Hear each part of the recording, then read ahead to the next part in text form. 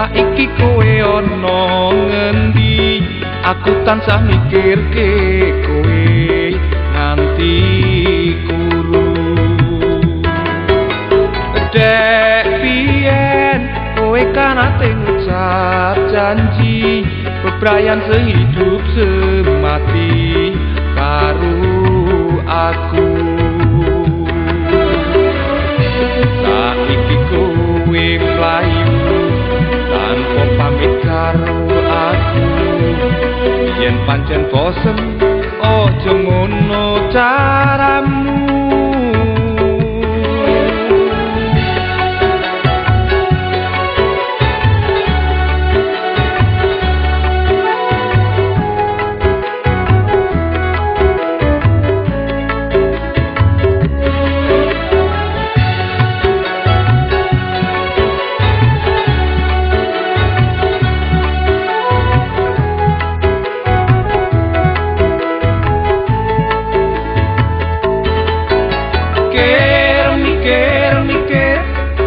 Pikirno lelakonmu lunga ninggalke anak bojomu.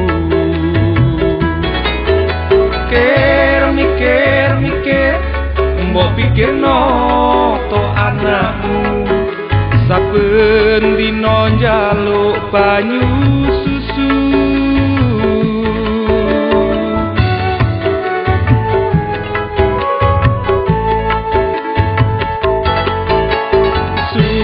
Lastri yen pancen bosen karo aku, ojo kaya ngono caramu gawe tatu.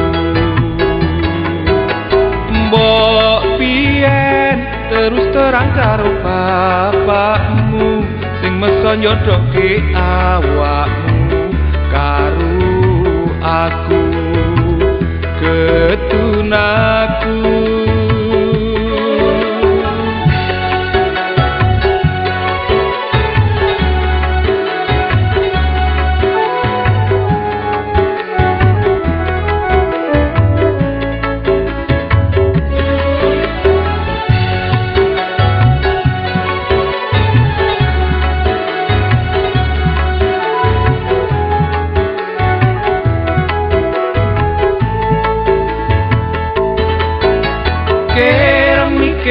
Mikir mbok pikirno lelakonmu lunga ninggalke anak bojomu.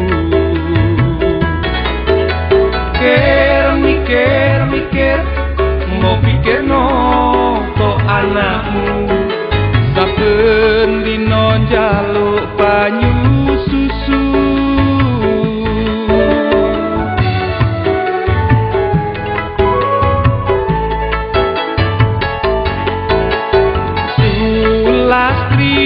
Yen pancen bosen karo aku, ojo kaya ngono caramu gawe tatu. Mbok piyen terus terang karo bapakmu sing mesa njodoke awakmu